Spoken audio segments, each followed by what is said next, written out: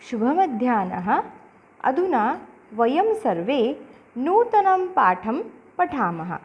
पाठस्य नाम बिलस्य वाणी न कदापि मे श्रुता। अस्य अर्थं किम् अस्ति? बिल की आवाज़ मैंने कभी भी नहीं सुनी। बिलस्य बिल की, वाणी आवाज़, न कदापि कभी भी, मैं श्रुता नहीं सुनी। किसने नहीं सुनी?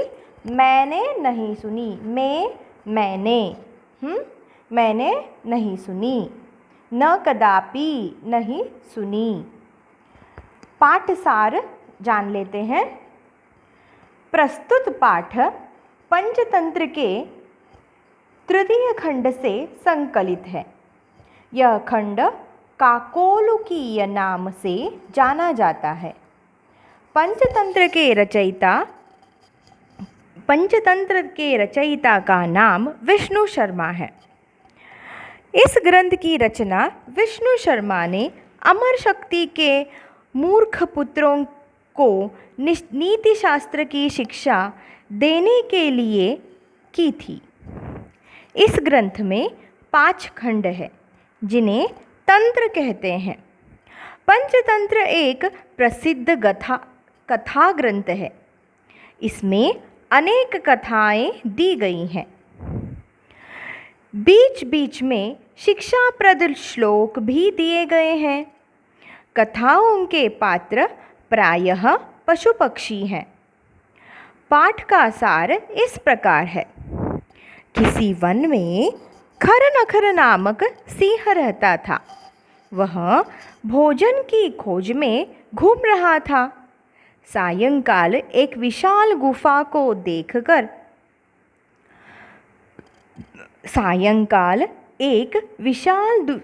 को देखकर उसने सोचा, इस गुफा में रात में अवश्य कोई प्राणी आता है, अतः यहाँ छिपकर बैठता हूँ। इसी बीच उस गुफा का स्वामी दधिपुच्छ नामक गीधड़ वहाँ आया और सिंह के पैरों के निशान देखकर बाहर खड़ा हो गया। गीधड़ बुद्धिपूर्वक विचार करके गुफा से कहने लगा, अरे गुफा, आज तुम मुझे क्यों नहीं बुला रही हो? यह सुनकर मूर्ख सिंह ने सोचा कि यह गुफा इस गीधड़ को प्रतिदिन बुलाती होगी, आज मेरे भय से नहीं बुला रही है।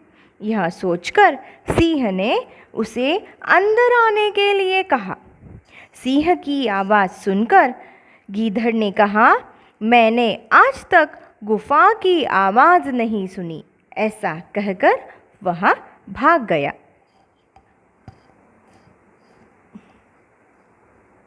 अभी हम मूल पाठः, अन्वयः, शब्दार्थः तथा सरलार्थः च पश्यामः।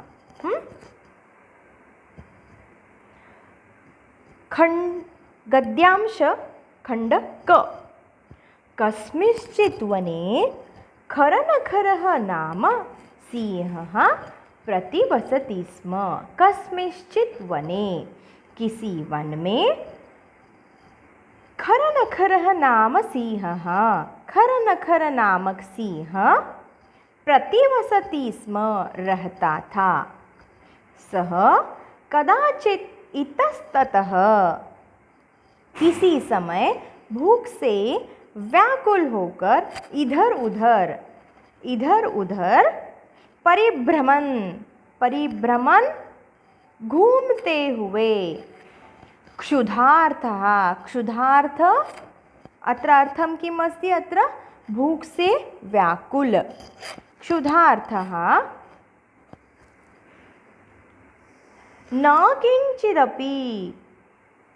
न किंचिदपि आहारं प्राप्तवान। घूमते हुए उसे कुछ भी भोजन प्राप्त न हुआ।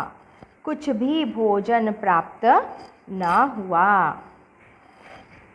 ततः सूर्यास्त समये, तब सूर्य अस्त के होने के समय, ततः सूर्यास्त समये एकां महतीं गुफां, एक विशाल गुफा को।